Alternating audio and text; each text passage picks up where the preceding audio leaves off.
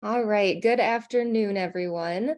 Thank you for joining us for our Dishing Up Nutrition presentation this month. We have Nicole, our American Oncology Network dietitian, and myself, Madeline. I'm also an American Oncology Network dietitian in the kitchen today. And Nicole, what are we going to be making? Hey, Madeline, it is summertime and we're ready to cool off with some smoothies. Ooh, that sounds delicious and very weather appropriate. So, what equipment do you have out today? So I'm going to show you how to make some really simple smoothies. Right now I've got my food processor, which I'll speak to in just a second, as we get these smoothies started. We were thinking about this and we thought there is so much to talk about with smoothies. So we wanted to break it up a little bit. Today we're going to focus on just basics, right? Getting us started, getting our feet wet a little bit. Then we're going to build on that. The next time we're going to speak towards some things we can add in terms of protein powders, different sources of fiber, and different flavor combinations. And we're also going to speak to what happens when we're just not able to eat or drink cold food. Sometimes that does happen during treatment. And you're not left out. We're going to do a teaching kitchen just on that too. Oh, that sounds wonderful. Yeah, so I'm going to go ahead and get started. Always remember when you're starting smoothies for kind of beginners, three main things. I need a frozen, I need a protein source, and I need a liquid. So those three things. And the way I like to start with my frozen is actually frozen bananas. So I'm going to show you how I do it. This is a great way to use a banana that is maybe going a little bit brown. Maybe you already made banana bread and you have banana pudding already. This is a good standby. So you take your banana and you're not going to freeze it whole just like this. You're going to peel it. So peel it just like you would if you were eating it. Take the strings off because remember, whatever we put in that bag to freeze, we are going to be eating. So I'm going to go ahead and get it peeled, drop it in my garbage bowl. Madeline, do you use bananas a lot in your smoothies? I do. I was just thinking I have like a graveyard of frozen bananas in my freezer because you're right. They do go bad and, it's hard to want to eat them when they, don't look the most appealing. So this is a good way to kind of use it up and not have as much food waste. So exactly. Waste not, want not, right? Exactly. Oh, that's a neat tool. This is one of my favorites. So I make banana pudding with this and I use this for my frozen bananas because it makes a really clean cut and they're all the same size. If you don't have it, just use a knife. But what you do is you just kind of put it through and then it just chops it like that. All the same size. And then from there, you just pop it in a bag and put it in the freezer. You can use a reusable bag if you want. The biggest thing I think is just making sure that you know how many bananas are in that bag. I find that most smoothie recipes call for bananas by the banana itself. So one banana or two bananas, not necessarily by cup. So just keep in mind how many bananas you have in here. I just do one to make it easy for myself when I'm trying to remember it. But this is all you do to freeze it. You just zip it up. And what I do is I flatten this out. So to where it's sort of like a little, like a little sheet of paper. It's really easy to freeze that way. And then it's really nice to snack on. Right. That probably saves so much space in the freezer too. That's a great idea. Exactly. So I have some already frozen. And what I do, because I split them flat, they're really easy just to pop up. And go ahead and just slide straight into your food processor or your blender. So again, I'm just going to pop them right in there. And remember, that's my frozen component. It's going to whip up just like ice cream, but it's not going to have as much of the added sugars. It's going to give you a source of fiber and some potassium. And so go ahead. Do you find that layering them in a particular way, like starting with frozen and then doing fresh, if we put that in, is better for the consistency or kind of the mixing up process, or does that matter? I found that to be the case. What do you think? I know you make a lot of smoothies too. Yeah, I think that I've found that starting with the frozen at the bottom actually does help, but yeah, I'm curious based on the blender. I have never used a food processor before if that mattered. So, I really like using it. What I do instead of using the chop, I just use the blend or the puree. And it seems to work really well. So I'm gonna add this is my coconut milk here. So good point is that smoothies might look like they have dairy, but they don't necessarily have to have dairy. So don't let it stop you if you can't tolerate milk. You can still make a really good smoothie. And again, the coconut, it's playing into that kind of flavors of the pina colada with the summertime. And what I'm gonna do is I'm gonna take my coconut milk, which is my liquid, and I'm gonna add to it my protein. I just got a little bit of protein powder here. We'll talk about it more next time in terms of what to look for and maybe some different things you could add. But I'm just doing like a really quick 2 tablespoons or so. And the reason I'm putting it in is because sometimes protein powder can get a little lumpy and lumpy. And I'm just trying to do what I can to help it be a really nice, smooth smoothie. And I'm taking my little mini whisk and I'm just whisking it up. If you didn't like coconut milk, you could certainly use a different kind of milk. Madeline, I think you did a lot with like soy milk, right?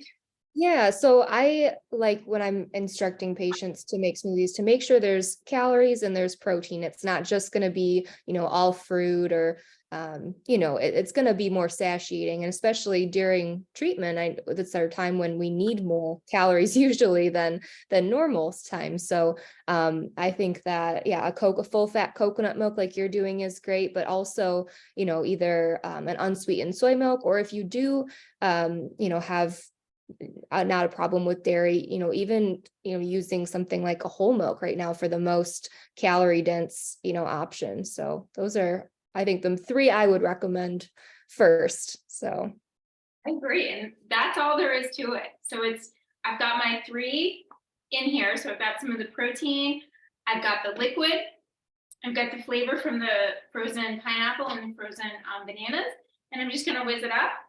While it's going, I want to talk to you. The reason I'm making this as a food processor. I just want to make sure you can hear me. It's pretty loud.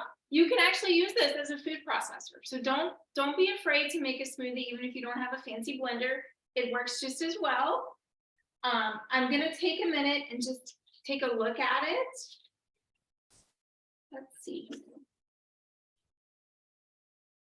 It's still pretty, it's got a little bit further to go, so I'm gonna keep blending it up, but it's important to kind of take the lid off and look at it and see if it's the right texture for you. So I'm gonna keep it going a little bit.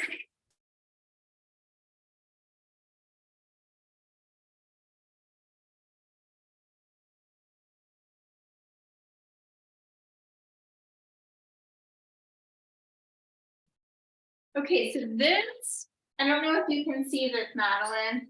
it looks delicious from here. This is my perfect consistency. This is the consistency of soft serve right here. So if you like that and you're looking for an ice cream treat, this is shoo in, right? But if you're trying to drink it and have it just slide and glide right down, I need a little more liquid. So what we're gonna do is I'm gonna open a can. I've got some coconut milk, and like Madeline was saying, great source of calories too, especially if you're in treatment. So a quarter of a cup has 100 calories. Really nice way to add, calories in a shake or a smoothie. Another thing that people don't always expect is some canola oil or some olive oil. I'm just gonna do a little bit here, because you can always add more. You can't always take away. So I'm gonna do just a little bit. I'm gonna buzz that up. Let's see here. You bring up a good point about consistency, because I feel like it could kind of vary on the day, right? So maybe you want to have a smoothie bowl and put it in a bowl and top it with some things and eat it with a spoon, but maybe other days it'd be more enjoyable to have with out of a straw. And so you need it a little thinner then. So that's where the extra liquid comes back into play. Exactly. Exactly. So this one is still, I'm pretty satisfied with this. It's got some texture still, but I think it's gonna make a nice little drink. And I want to show you how I was thinking about serving this. Got a fancy little margarita glass, and I'm setting it right beside, get my lid out of the way there, right beside a full-size glass. So notice they're about the same height, but this one certainly has less volume, right? Because of the stem. So when I pour it in,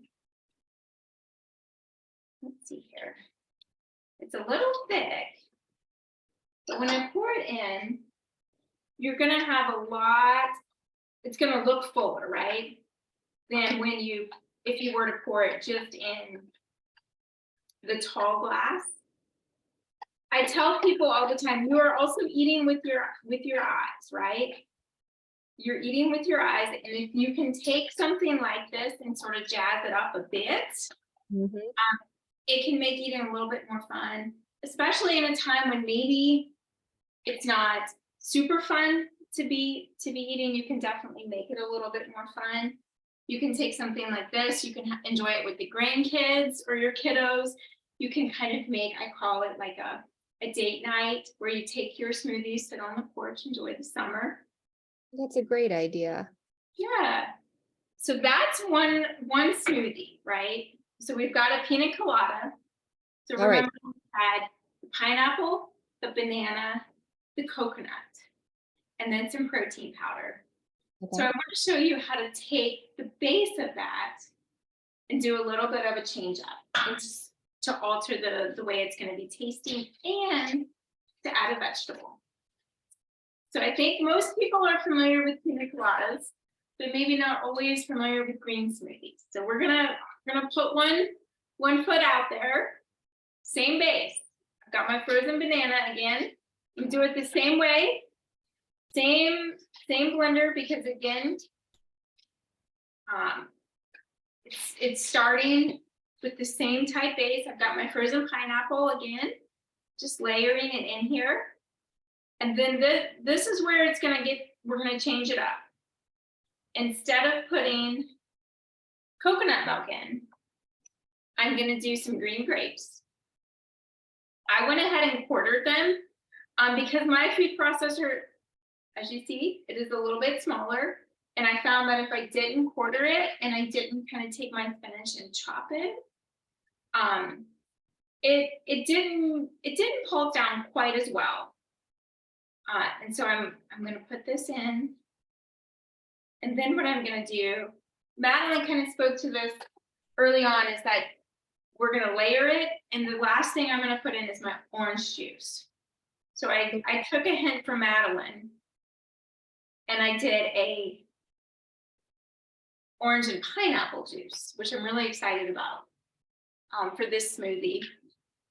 And so all we're going to do here is we're just going to turn this one on, and we're going to let it go. It's going to have a much different flavor profile. Give me just a second while it's blending.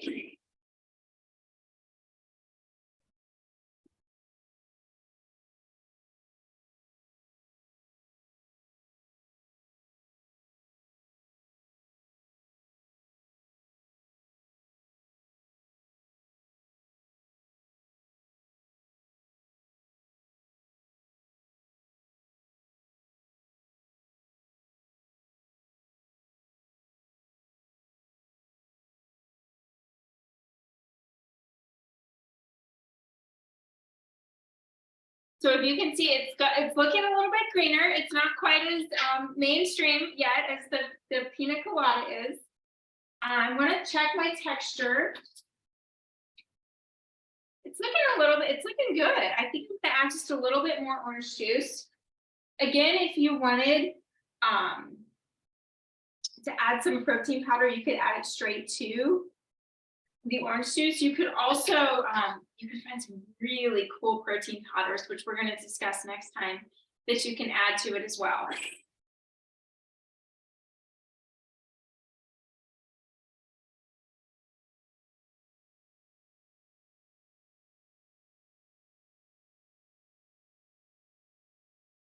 Okay.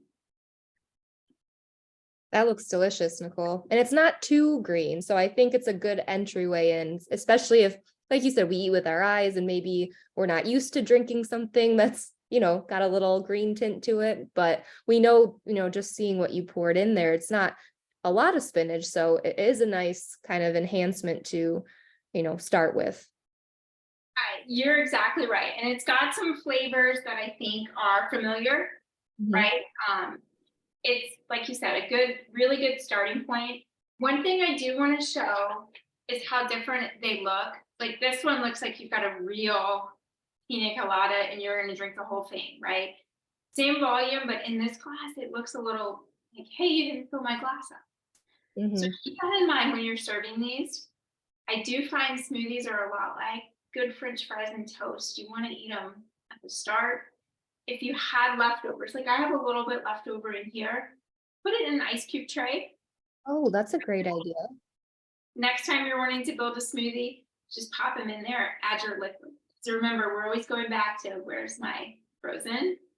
I need a liquid. And then we want you to have some calories and some protein. Mhm. Thank you so much for joining us today. I'm gonna drink some smoothies. I hope everyone enjoys the summer. Yeah. Should we quickly talk on the warm smoothies? Sure, yeah. What you could do with this, like this one just came out, you could leave it at room temperature for about 20 minutes or so to knock some of that off. Okay. You could also put in something like pumpkin. Instead of frozen bananas, we could do like a pumpkin or some type of room temperature fruit, you think? I do think you could, yeah. You could even do a take on like a pumpkin spice latte. Oh, And that's that's another point. In these, notice they're different smoothies, right? I didn't say, let's just put everything we can think of. I like grapes and spinach, and I like, strawberries and blueberries, and just pile them all in. Kind of keep it a little bit separate, especially when you're getting started, because the thing with smoothies are, I've got to get it in, right? If you put tons of calories and tons of fruits and veggies and nobody drinks it, it's not doing much good in the smoothie, in this blender. I need you to be able to drink it.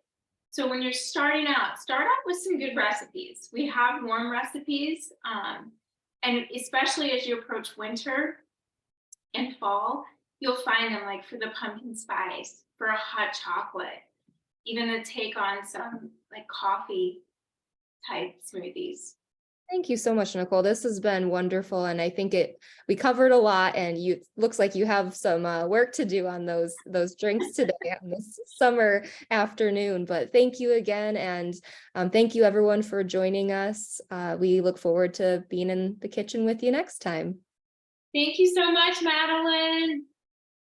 Enjoy. Thank you, Nicole. All right, bye everyone.